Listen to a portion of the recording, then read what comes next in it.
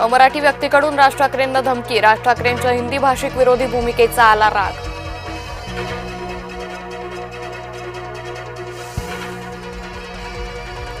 Doctor Gauri पालवेवर गरजेच्या घरासमोरच अंत्यसंस्कार, अंत्यसंस्कारापूर्वी पालवे आणि गरजे कुटुंबियांमध्ये बाचाबाची।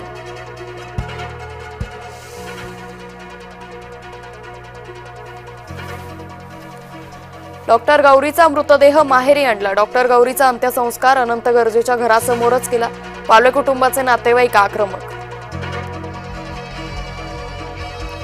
वाढीव आरक्षणाची निवडणूक आयोगाला धास्ती, जिल्हा परिषद निवडणुका घोषितच होईनात, नगर परिषद आणि पंचायत समित्यांच्या घोषित निवडणुकांवर टांगती तलवार।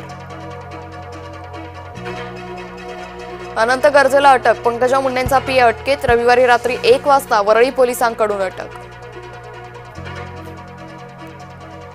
आत्महत्येवेळी घरात नव्हतो, अनंत गरजेनं आरोप फेटाळले। नाशिकच्या तपोवनातील 1800 झाडं तोडण्याचं प्रकरण, झाडं तोडण्याप्रकरणी आतापर्यंत 900 हरकती प्राप्त, हरकतींवर आज जनसुनावणी होणार।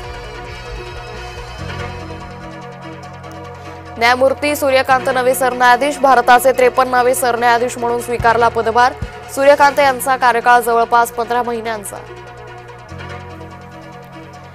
एका महिलेच्या गर्भपातावेळी अनंतचं नाव नवरा म्हणून लिहिलं होतं, दमानी यांनी सांगितलं गौरीच्या मृत्यूचं संभाव्य कारण। इस्रायलच्या हवाई दलाकडून लेबनॉनमध्ये हल्ला, हल्ल्यात हिजबुल्लाहचा म्होरक्या ठार। आयएनएस माहे भारतीय नौदलात दाखल, भारतीय बनावटीची युद्धनौका आयएनएस माहे युद्ध सक्षम। नाशिक त्र्यंबकेश्वरमध्ये होणाऱ्या धार्मिक विधीत वाढ, निवडणूक काळात नेते इच्छुकांचा धार्मिक विधीकडे कल।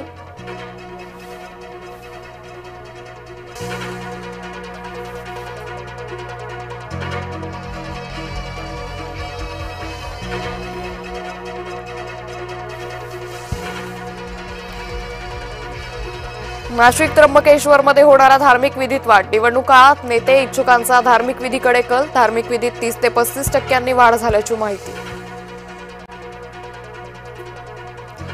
राज्याला मिळणार नवीन पोलीस महासंचालक, सदानंद दाते यांचं नाव महासंचालक पदासाठी आघाडीवर।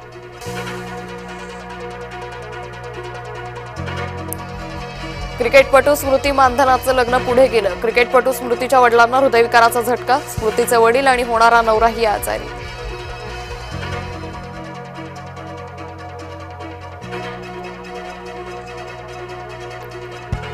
देशाला दिशा देण्यासाठी ठाकरे बंधू एकत्र, माजी खासदार अरविंद सावंत यांची प्रतिक्रिया।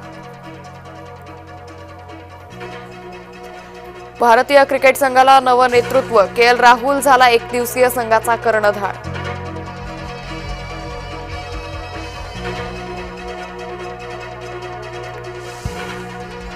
मुंबईच्या पायाभूत सुविधा आमूलाग्र बदलणार, लोकल सुविधा वाढवणार पण भाडं नाही वाढणार, आगामी निवडणुकांच्या पार्श्वभूमीवर मुख्यमंत्र्यांचा तरुणांशी संवाद।